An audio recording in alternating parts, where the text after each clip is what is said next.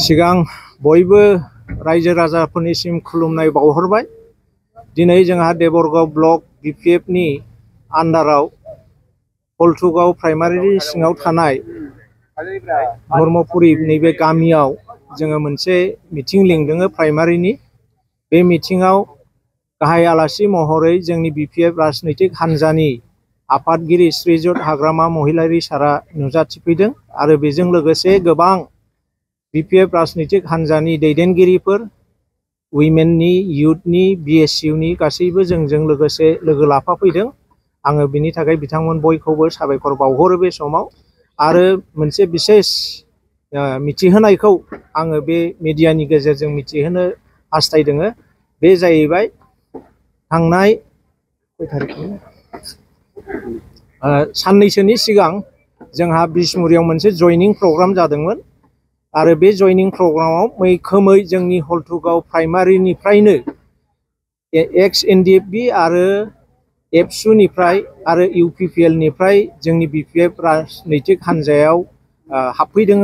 बिथांमोना जोंनि बिपिएफ राजनैतिक हान्जानि मथ' नीति आदर्श बेखौ मोजां मोननानै गावसिनि गोजाम हान्जाफोरखौ नागारनानै जोंजों लोगोसे जाफानानै फैगौ बिटिसि इलेक्शन आरो भबिष्यत बर' आरो गुबुन गुबुन जातिफोरनि बिटिसिनि थाखाय जौगानायनि खामानि मावनायाव मैखोमै बाहागो लानो थाखाय बिथांमोना जोंजों फैबाय।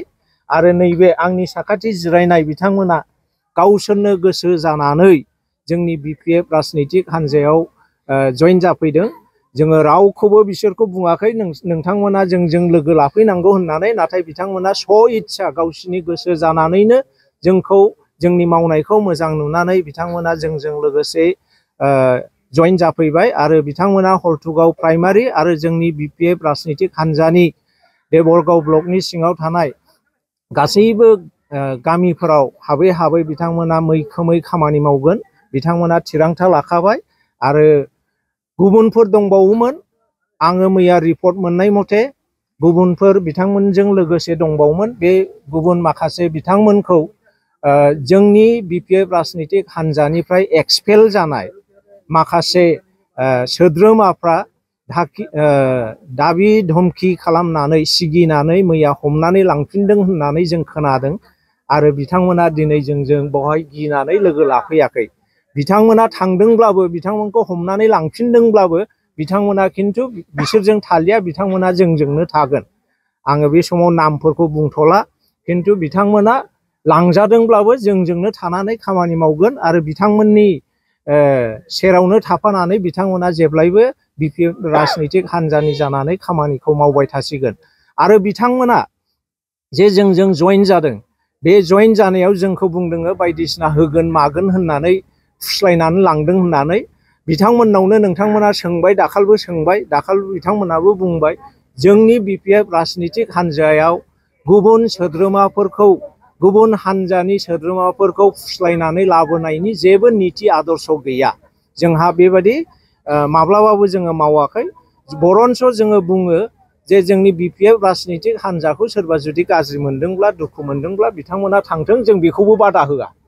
खिन्थु जों गुबुन हान्जानिफ्राय, गुबुन संगठनफोरनिफ्राय फैनायखौबो जोङो हमथाया, जोङो लायो। जायहा फैगोन बिथांमोना जोंजोंनो लोगोसे थानानै खामानि मावगोन। आरो जायहा थानो गोसो गैया बिथांमोना थांगोन। जों रावखौबो फुस्लाया। थाखा फैसा होगोन होननानै, माबा मोनसे होगोन होननानै जोङो रावखौबो फुस्लायाखै, दिनैसिमबो फुस्लायाखै। आरो आं देबरगाव ब्लकनि प्रेसिडेन्ट थासान्दियाव बेबायदि खामानिया माब्लाबाबो जानाय नङा, माब्लाबाबो जानाय नङा। जोङो माब्लाबाबो रावखौबो फुस्लाया। जायहा जेखौ मोजां मोनदों, जायजों हामजाजानायखौ मोनदों बिथांमोना बेजोंनो थानानै खामानिखौ मावगोन। आरो जोंनि बिपिएफ राजनैतिक हान्जाया दा गोख्रोंनिफ्राय गोख्रों जागासिनो दं। बिटिसि इलेक्शना फैगासिनो दङ। जोङो बिटिसि इलेक्शननि थाखाय दा साखाफारा खानानै दंखासै। आरो जोंहा देबरगाव ब्लक हिसाबै जोङो दिनैसिम जेनफेराखै आरो जेननायबो नङा। भबिष्यतआवबो जों जेननाय नङा। गुबुनफ्रा थांब्ला थांथों, खिन्थु जोङो भटआव, इलेक्शनाव माब्लाबाबो देबरगाव ब्लक हिसाबै जोङो माब्लाबाबो जेननाय नङा। बेनिखायनो आङो खावलायो रायजो राजाफोरखौ, रायजो राजाफ्रा भुल माखासे मिडियाफ्राव इनफरमेसन खोथा बाथ्रा बुंनायफोरखौ फोथायनो नाङा। नंगौखौ नंगौ नंखायखौ नंखाय जेन' बिजिरनानै बिसार खालामनानै लायो आरो जोंनि रायजो राजाफ्रा माब्लाबाबो थगायजानो नाङा। नैबे बिथांमोना आंजों जे जिरायफादों बिथांमोनखौबो सिगिदों मानो थांखो मानो जइन जाखो होननानै सिगिदों, नाथाय बिथांमोना गियाखै। मानोना बिथांमोना जेबो दाय मावाखै। गावसोर जेखौ मोजां मोनदों बाव थागोन, जोंखौ मोजां मोनदों जोंजों लोगोसे थाफानानै खामानि मावनो बिथांमोना थिरांथा लादों। जों मस्ट वेलकाम खालामदों, जोङो बरायनानै लादों आरो जोङो बिथांमोनखौ साबायखर होयो। आरो फैगौ बिटिसि इलेक्सनाव जोंनि बिसेसकरि नैबे हलथुगाव प्राइमारियाव जोङो थांनाय बाराव बबेबा भट सेन्टाराव एसे खम भट मोनदोंमोन। बे भट खम मोननाय सेन्टारफ्रावबो जोङो देरहासार जाफिनगोन। बिथांमोननि नाजानाय आरो जों बयनिबो खौसे जथाय जानानै खामानि मावनायनि गेजेरजों जोङो देरहासारनायखौ मोनगोन। आङो बेखिनिखौ रायजोफोरनो मिथिहोबाय आरो बयबो जेन' लैहोर लैहोर फैनानै जोंजों लोगोसे थाफानानै बिटिसिनि भबिसतखौ बानायनायाव जोंनि आथिङाव गसंनानै थानो हानायनि खामानिखौ मावनायाव जेन' बयबो मदद होयो, आं बेखौनो बयनिसिमबो गुरै खर' गंग्लायनानै खावलायबाय। जोंनाव बिपिएफआव हाबफैनायफ्राथ' थांफिनाखै, माखासेखौ सिगिनानै लांफिनदों होननाय आङो मैया रिपर्ट मोनदों आरो बिथांमोना जोंनो इनफरमेसन हरदों। जोंखौ लांदोंब्लाबो सिगिदोंब्लाबो जोङो बिथांमोनजों फैदों, दिनै लोगो लानो हायाखैब्लाबो जों बिपिएफ जाखाबाय, जों बिपिएफआवनो थागोन होननानै जोंनो खोन्थाहरदों। बिसोर लानानै थांदों मालाय मा जानो, बिथांमोना बिपिएफ जाखाबाय, बिपिएफयैनो थागोन, बिथांमोना जइन जाफिननाय नङा। मैया मेडियायाव ससियेल मिडियायाव होनानै खोन्थादोंनो जे जबरदस्ति लांदों, जोंखौ थगायनानै लांदों होननानै। बिथांमोननावनो सोंनो हागोन, जों मा रायलाया माब्रै बिथांमोना जोंजों कन्टाक्ट खालामनानै जइन जादों, बिथांमोननावनो सोंनो हागोन। बिथांमोनानो रोखायै बुंथिनो हागोन रायजोफोरनि सिगाङाव। मोनसे गोजोनथाव खौरां।